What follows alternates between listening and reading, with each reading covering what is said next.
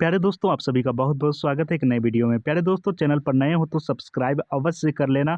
और दूसरे नंबर में आपको किसी भी ऑनर्स पेपर का सजेशन चाहिए तो मुझे कमेंट करके बताओ। इस चैनल के माध्यम से आपको बिल्कुल निःशुल्क दिए जाते हैं और मेरे द्वारा जो सजेशन दिए जाते हैं उसी से सारे सवाल आपके एग्जाम में पूछे जाते हैं, जिसका जीता जागता मैं आप लोगों के प्रूफ दिखाने वाला हूं। इसके बाद वीडियो को प्रारंभ करूंगा। प्यारे बच्चों, मेरे द्वारा सभी ऑनर्स पेपर तथा सब्सिडरी पेपर का सजेशन बच्चों को दिया जाता है और मेरे द्वारा जो सजेशन दिए जा रहे हैं उसी से सारे सवाल आपके एग्जाम में छप रहे हैं। तो विद्यार्थियों का यहाँ पर देख सकते हो कमेंट किस प्रकार आया हुआ है। इस तरह के कमेंटों की संख्या 100-200 में नहीं, हज़ारों में है बच्चों। यहाँ पर देख सकते हो साफ साफ किस तरह का फीडबैक आया हुआ है बच्चों का। और ये बच्चों का कहना है कि सर, आप जो सजेशन देते हो सभी ऑनर्स तथा सब्सिडरी पेपर का, उसी से सारे सवाल एग्जाम में मैच कर गए हैं, एक भी सवाल इधर उधर का नहीं है। तो प्यारे दोस्तों, आप भी हमारे ऊपर भरोसा करो और आप हमारे चैनल से जुड़ जाओ। मेरे द्वारा जो सजेशन दिए जा रहे हैं उससे आप एग्जाम हॉल में प्रवेश करने से एक दिन पहले जरूर देख लेना ताकि आपको हेल्प मिले। बीए लास्ट ईयर या बीए फाइनल ईयर या बीए थर्ड ईयर वाले बच्चे कृपया ध्यान दें। आज हम लोग पढ़ने जा रहे हैं हिंदी ऑनर्स का 5वां पेपर का टॉप 10 इंपॉर्टेंट क्वेश्चन। वही प्रश्न देखेंगे जो आपके एग्जाम में पूछा जाए। प्यारे दोस्तों, सभी के पास तो क्वेश्चन बैंक होगा ही। क्वेश्चन बैंक को पलटाइए और देखिए ये सारे प्रश्न आपके एग्जाम में कितने बार पूछे हैं, तो ही आपको इन प्रश्नों की अहमियत पता चलेगी।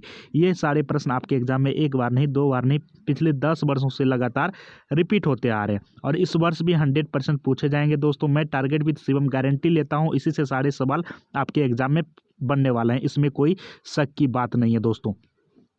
और बात कर ले इन प्रश्नों का उत्तर। इन प्रश्नों का उत्तर जो है हिंदी ऑनर्स के, जी हाँ दोस्तों, हिंदी ऑनर्स के प्रोफेसर के द्वारा काफ़ी आसान और सरल शब्दों में तैयार किए गए हैं। यदि आप इन प्रश्नों का उत्तर देख लेते हो, आप मन की गति से याद कर पाओगे और पूरे लाइफ टाइम तक इन प्रश्नों का उत्तर नहीं भूल पाओगे। तो समझ सकते हो कितने आसान शब्दों में हिंदी के प्रोफेसर के द्वारा इन प्रश्नों का उत्तर तैयार किया गया। और मेरे द्वारा यदि दिए गए उत्तर को यदि आप एग्जाम हॉल में सेम टू सेम लिख देते हो तो एग्जामिनर यानी कि कॉपी जांचने वाले भी इम्प्रेस हो जाते हैं और आपको हिंदी जैसे सब्जेक्ट में फुल मार्क्स प्रदान करते हैं।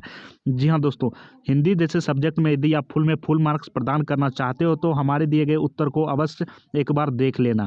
तो वीडियो के अंत में बताऊंगा इन प्रश्नों का उत्तर कैसे आपको प्राप्त करना है, ठीक है।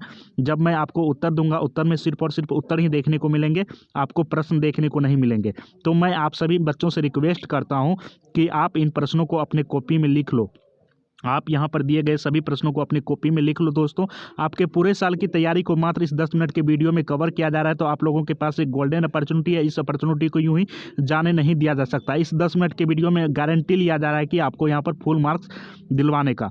तो समझ सकते हो प्यारे दोस्तों। तो जल्दी से आप इन प्रश्नों को लिखिए, इसके बाद मैं बताऊँगा कैसे आप इन सभी प्रश्नों का उत्तर डाउनलोड करोगे। इसके बाद प्यारे दोस्तों, मैं आपको यहाँ पर प्रश्न लिखाने के दौरान उत्तर भी बताने का थोड़ा थोड़ा काम करूँगा। उत्तर थोड़ा थोड़ा बताने का काम करूँगा ताकि जब आप मेरे द्वारा दिए गए उत्तर का PDF पढ़ोगे तो आपको लगेगा कि मैंने पहले भी इन प्रश्नों का उत्तर जानने का प्रयास किया था और आपको याद करने में और भी ज़्यादा आसानी होगी। तो पहला प्रश्न यहाँ पर देख सकते हैं, ये प्रश्न पिछले 10 वर्षों से लगातार पूछे जा रहे हैं। अजातशत्रु नाटक ऐतिहासिक होते हुए भी प्रासंगिक है, सिद्ध करें। अजातशत्रु नाटक ऐतिहासिक होते हुए भी प्रासंगिक है, सिद्ध करें। आपको सिद्ध करना है। तो प्यारे दोस्तों, सबसे पहले आपको ये पता होना चाहिए अजातशत्रु नाटक किसने लिखा था, तो जयशंकर प्रसाद ने। जयशंकर प्रसाद के द्वारा अजातशत्रु नामक नाटक की रचना की गई थी। तो इसके बारे में थोड़ा हम लोग जान लेते हैं, फिर नेक्स्ट प्रश्न की ओर रुख करेंगे। और उत्तर में सिर्फ आपको उत्तर ही देखने को मिलेंगे, इसलिए प्रश्न लिखना आपकी मजबूरी है, ठीक है।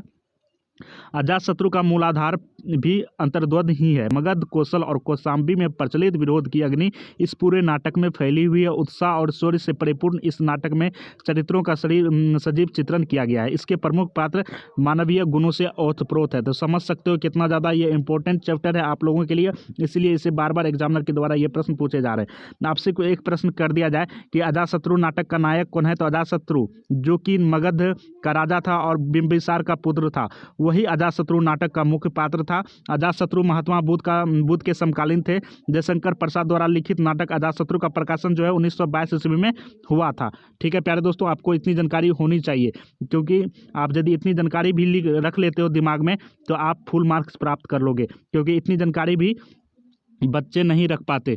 ठीक है, अजात शत्रु किसे कहा जाता था? तो प्यारे दोस्तों, आपसे ये प्रश्न जो है एसएससी रेलवे में भी पूछ लिया जाएगा। अजात शत्रु कौन थे? अजात शत्रु जिसे कुनिका के नाम से भी जाना जाता था। कुनिक बिंबिसार का पुत्र था अजात शत्रु। सरकारी संग्रहालय मथुरा में प्राचीन शिलालेख में उन्हें वेदही पुत्र अजात शत्रु को कुनिका यानी कि अजात शत्रु कुनिका वेदही का पुत्र था। जी हाँ, बिंबिसार इनके पिता थे, वेदही इनकी माता थी, इसलिए इसे वेदही का पुत्र भी कहा जाता है। ठीक है, अजात शत्रु की कहानी बौद्ध धर्म के त्रिपिटक और जैन धर्म के आगमों में मिलती है। तो जल्द उम्मीद करता हूं आपने इन प्रश्नों को लिख लिया होगा। दूसरा प्रश्न आपका, अजातशत्रु नाटक के आधार पर गौतम का चरित्र का चित्रण करें। अजातशत्रु का जो नाटक था उनके आधार पर आपको गौतम का चरित्र का चित्रण करना है। तो जल्दी से इन प्रश्नों को लिख लीजिए, क्योंकि आपको उत्तर में प्रश्न देखने को नहीं मिलेंगे। ठीक है, तो आप इन प्रश्नों को लिखिए। अजातशत्रु नाटक के आधार पर गौतम का चरित्र चित्रण करना है। ठीक है, तो प्यारे दोस्तों, ये दूसरा क्वेश्चन भी काफी ज्यादा इंपॉर्टेंट है। अजातशत्रु नाटक के आधार पर गौतम का चरित्र चित्रण करना है आपको। तो इसके बारे में मैं आपको काफ़ी अच्छे ढंग से बताया हुआ हूं, देखने से ही आपको याद हो जाएगा ये प्रश्न का उत्तर। क्वेश्चन नंबर तीसरा देखिए, निहारिका के चरित्र। जी हाँ, निहारिका के चरित्र का सबसे बड़ा गुण है तत्परता। इस कथन के आधार पर निहारिका का चरित्र चित्रण करें। निहारिका के चरित्र का सबसे बड़ा गुण क्या है और तत्परता, इस कथन के आधार पर निहारिका का आपको चरित्र का चित्रण करना है। ये प्रश्न काफ़ी ज़्यादा इंपॉर्टेंट है। उम्मीद करता हूँ आपने अपनी कॉपी में इन प्रश्नों को लिख लिया होगा और इस बार एग्जाम में 100% पूछे जाएंगे। तो जल्दी से इन प्रश्नों को लिख लीजिए। तो ये प्रश्न भी काफ़ी ज़्यादा इंपॉर्टेंट है प्यारे दोस्तों। क्वेश्चन नंबर 4 देखिए आप, लहरों के राजहंस के नायक का चित्रांकन करें। लहरों के राजहंस के नायक कौन थे, इनका चित्रांकन आपको करना है। लहरों के राजहंस के नायक का आपको चित्रांकन करना है। लहरों के राजहंस का जो हीरो था उनका आपको यहाँ पर चित्रांकन करने के लिए कह रहा है। तो ये प्रश्न भी काफ़ी ज़्यादा इंपॉर्टेंट है। उम्मीद करता हूँ आपने अपने कॉपी में लिख लिया होगा। ठीक, लहरों के राजहंस प्रसिद्ध साहित्यकार मोहन राकेश द्वारा लिखा गया नाटक है। लहरों के राजहंस जो है ये मोहन राकेश के द्वारा लिखा गया एक नाटक है। इसके बारे में थोड़ा हम लोग जान लेते हैं, क्योंकि काफ़ी ज़्यादा इंपॉर्टेंट प्रश्न है ये और आपको इनका उत्तर भी देखने को मिलेगा काफ़ी आसान शब्दों में। प्यारे दोस्तों, ये नाटक उनके मानसिक द्वंद्व के इर्द गिर्द रचा गया है। एक और गौतम बुद्ध से प्रभावित होकर भिक्षु बनना चाहते हैं, दूसरी ओर अपनी पत्नी सुंदरी पर भी अनुरक्त है। जब नंद सुंदरी के पास होते हैं तब वो आध्यात्मिक होना चाहते हैं, लेकिन जब तथागत के निकट होते हैं तो सांसारिकता से मुक्त नहीं हो पाते। नंद का मन का प्रतीक है। तो प्यारे दोस्तों, इसके बारे में थोड़ा मैं और बता दूं कि लहरों के राजहंस के नायक का हम थोड़ा सा एक शॉर्टकट में आपको बता दें। उत्तर में तो आप पढ़ोगे ही। एक व्यक्ति होता है, ठीक है, और एक व्यक्ति जब गौतम बुद्ध के पास जाते हैं तो वो पूर्ण रूप से आध्यात्मिक होना चाहते हैं। जब वो अपनी पत्नी के पास जाते हैं तो वो संसार के मोह माया से बंध जाते हैं। तो इसके बारे में हम लोग कुछ विस्तार पूर्वक जानेंगे नेक्स्ट उत्तर में। तो प्यारे दोस्तों, क्वेश्चन नंबर 5 आप अपने कॉपी में लिख लो। एक दिन एकांकी की विशेषताओं पर प्रकाश डालें। एक दिन की एकांकी के बारे में आपको लिखना है। एक दिन की एकांकी की कौन कौन सी विशेषता रही हैं, इसके बारे में आपको बताना है। तो उम्मीद करता हूँ ये प्रश्न भी आपने अपने कॉपी में लिख लिया होगा। यदि नहीं लिखा तो लिख लो, क्योंकि उत्तर में सिर्फ और सिर्फ उत्तर ही देखने को मिलेंगे, प्रश्न देखने को नहीं मिलेंगे। ठीक है, तो प्यारे दोस्तों, ये प्रश्न काफ़ी ज़्यादा प्यारा सा है। तो प्यारे दोस्तों, यहाँ पर प्रस्तुत एकांकी एक दिन में कुल 4 पात्र हैं, जिनमें पिता पुत्री भारतीय परंपराओं और अनुगामी हैं तथा दूसरी ओर पुत्र व उसका मित्र पश्चिमी सभ्यता का अनुसरण करने वाले हैं।